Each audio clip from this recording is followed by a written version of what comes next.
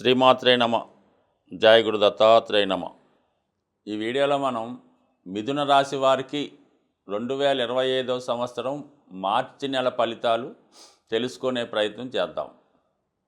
ఇప్పుడు ఈ మిథున రాశి వారికి రాశి యందు సంచరిస్తున్నటువంటి కుజగ్రహం చాలా వరకు జాతకుడిని అధిక శ్రమకి గురి చేయడం జరుగుతూ ఉంటుంది. తన సంపాదన పెంచుకునే ప్రయత్నంలో చాలా కష్టపడి జాతకుడు పనిచేయడం జరుగుతూ ఉంటుంది. తను ఊహించిన విధంగానే తన శక్తికి సామర్థ్యానికి తగు విధంగా ఫలితాన్ని పొందడం కూడా జరుగుతూ ఉంటుంది.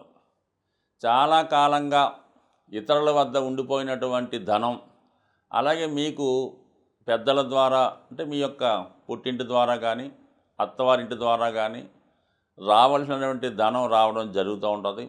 ఈ ప్రయత్నంలో మీరు ఈ నెలలో ఏదైనా ఒక స్థిరాస్తి కొనుక్కునే ప్రయత్నం కూడా సఫలీకృతం అయ్యే అవకాశం ఉంది.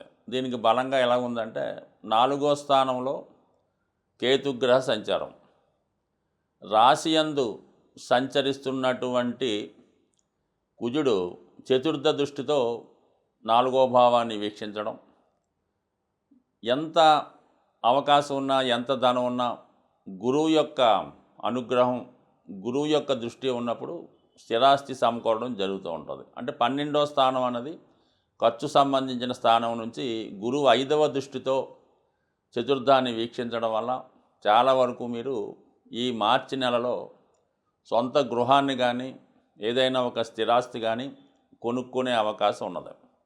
ఇక దాని తర్వాత ఏంటంటే మరి ప్రస్తుతం భాగ్యస్థానంలో శని రవిల యొక్క సంచారం జాతకుడికి వృత్తిలో అభివృద్ధి కలిగించే అవకాశం ఉంది. ఎవరైతే ప్రభుత్వ ఉద్యోగంలో ప్రమోషన్ కొరకు ఎదురు చూస్తున్నారో, లేదా వారసత్వంగా మీకు ఏదైనా పోస్టు రావాల్సి ఉన్నా, నామినేటెడ్ పదవి మీకు ఏమైనా రావాల్సి ఉన్నా ఈ సమయంలో మీకు వచ్చే అవకాశం ఉంది. అలాగే వృత్తిరీత్యా ఎక్కువగా ప్రయాణాలు చేయవలసి ఉంటుంది. ఇక మనకి ఇంచుమించుగా మార్చి 14వ తారీఖు వరకు భాగ్యస్థానంలో ఉన్నటువంటి రవి దశమ స్థానంలోకి మారడం జరుగుతుంది మార్చి ద్వితీయార్థంలో. అప్పుడు ఆటోమేటిక్గా రవి దిగ్బలుడై ఉండడం వల్ల అప్పుడు ఉద్యోగంలో ట్రాన్స్ఫర్ కానీ ఉద్యోగంలో మార్పు కొరకు కానీ చేసే ప్రయత్నాలు చాలా వరకు ఫలించే అవకాశం ఉన్నది.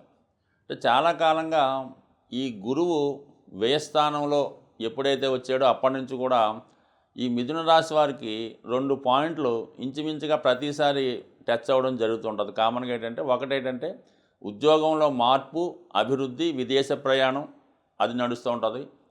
అలాగే స్థిరాస్తి కొనుక్కునే ప్రయత్నాలు కొంతమంది కొనటం, వాయిదా పడటం కూడా జరుగుతూ ఉంటుంది. అంటే ఏదన్నా ప్రయత్నపూర్వకంగా ఈ 2 ఇంచుమించుగా ఈ నెలలో అయినా సరే చాలా వరకు జరిగే అవకాశం ఉంది. వృత్తిలో అధికార హోదా పెరగడం కానీ అలాగే వృత్తిలో పట్టు సాధించడం కానీ జరిగే అవకాశం ఉన్నది. ఇక్కడ ఇప్పుడు రాహుతో కూడా కలిసి ఉండడం వలన ఇది సాఫ్ట్వేర్ రంగంలో ఉన్నవారికి, టీవీ యాంకరింగు, న్యూస్ రీడర్సు వాళ్ళు ఎక్కువగా ఈ మిథున రాశిలో ఉంటారంటే ఎక్కువ ప్రెస్, కమ్యూనికేషన్స్, న్యూస్ అంతా కూడా మనకి మిథున రాశిలో ఉంటుందన్నమాట. అంటే వాళ్ళు ఎప్పటికప్పుడు కొత్త విషయాలు తెలుసుకుంటూ ఎప్పటికప్పుడు అప్డేట్ అవుతూ ఉంటారు. అటువంటి వారికి వృత్తిలో నైపుణ్యం పెరుగుతుంది, కొత్త అవకాశాలు రావడం జరుగుతూ ఉంటుంది. దానికి తగ్గట్టుగా మీకు ఎప్పుడైతే మీరు ఒక ఉద్యోగం నుంచి వేరే ఉద్యోగంలోనికి మారుతూ ఉంటారో అప్పుడు మీకు ఆటోమేటిక్గా మీ యొక్క జీతం కానీ వేతనం కానీ గ్రోత్ అవ్వడం జరుగుతూ ఉంటుంది. సో ఈ విధంగా మరి ఈ రాశి వారికి ఈ సమయంలో ఏదైనా కొత్త ఉద్యోగంలోకి మారడానికి అనుకూలమైన స్థితి ఏర్పడుతుంది. కొన్ని సందర్భాల్లో మీకు కాకపోయినా మీ యొక్క జీవిత భాగస్వామికైనా ఉద్యోగపరమైనటువంటి మార్పులు తప్పనిసరి. అలాగే మీరు చేస్తున్నటువంటి ఈ ప్రయత్నంలో భార్య యొక్క లేదంటే భర్త యొక్క సంపూర్ణ సహకారం మీకు రావడం జరుగుతూ ఉంటుంది. ఇక దశమంలో ఉన్నటువంటి శుక్రగ్రహం ఇక్కడ పంచమ స్థానం అన్నది మీలో ఉన్నటువంటి టాలెంటు, నైపుణ్యం చెప్తూ ఉంటుంది. దశమ స్థానంలోకి వెళ్ళడం వల్ల ముఖ్యంగా ఇది ఎవరైతే ఈ టీవీ కళారంగంలో ఉంటారో వాళ్ళకి మంచి అవకాశాలు రావడం, సినిమా నటులు, డైరెక్టర్లు వాళ్ళకి కూడా ప్రోత్సాహకరంగా ఉంది. అంటే అధిక వ్యయం అవుతుంటుంది, అధిక వేతనం లభిస్తూ ఉంటుంది, నేమ్ అండ్ ఫేమ్ పెరుగుతూ ఉంటుంది, చాలా బిజీగా గడపడం జరుగుతూ ఉంటుంది. ఇవన్నీ కూడా ఈ చిత్ర పరిశ్రమలో ఉన్నవారికి కానీ కంప్యూటర్ రంగంలో ఉన్న వాళ్ళకి కానీ చాలా వరకు అనుకూలించే గ్రహస్థితిగా మనం చెప్తూ ఉంటాం. బట్ ఏదైనప్పటికీ కూడా మరి బుధుడు దశమస్థాన సంచారం వల్ల ఏంటంటే ప్రస్తుతం ఉన్నటువంటి ఆదాయంతో పాటుగా అదనపు ఆదాయం కొరకు చేసే ప్రయత్నాలు కూడా చాలా వరకు ఫలించే అవకాశం ఉంది. ఇక కుజగ్రహ స్థితి ఉండడం వల్ల ఏంటంటే స్థిరాస్తి కొనుక్కునే విషయం పక్కన పెడితే ఏదైనా మీరు మాస్టర్ ఆర్ట్స్లో ఉన్నా, క్రీడా రంగంలో ఉన్నా, లేదంటే మీ యొక్క శరీర బలాన్ని పెంచుకునే ప్రయత్నంలో ఎక్కువగా శరీరాన్ని కష్టపెట్టే ప్రయత్నం చేస్తూ ఉంటారు.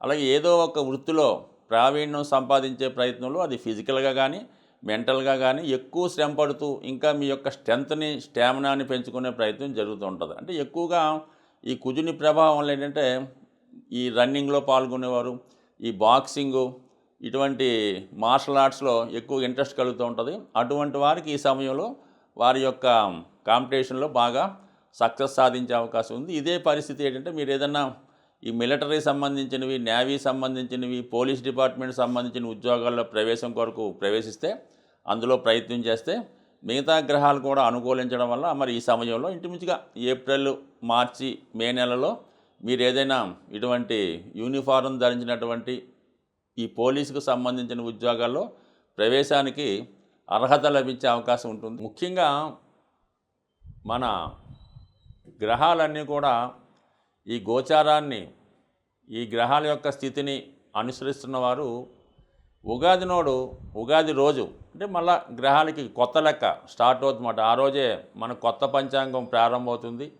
ఆ గ్రహాలు ఆ రోజు నుంచి వాటి యొక్క పదవులు కూడా మారుతూ ఉంటాయి. టెక్నికల్గా అది పంచాంగ శ్రవణం చేస్తున్నవారు రాజు ఎవరు, మంత్రి ఎవరు చెప్పడం జరుగుతుంటుంది.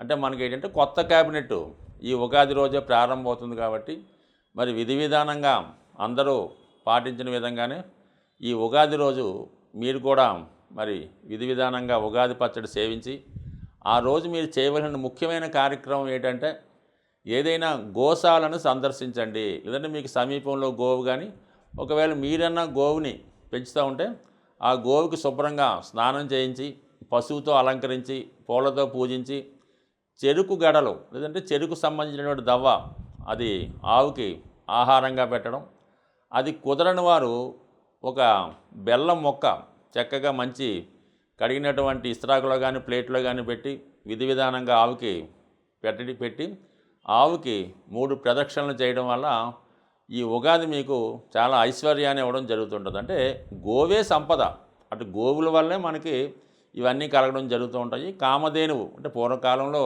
సంపద అంతా కూడా గోవుల రూపంలోనే లెక్కిస్తూ ఉండేవారు. అందువల్ల ఈ గోవుని మీరు ఉగాది రోజు పూజించడం వల్ల సంపద, ఐశ్వర్యం కలుగుతుంది.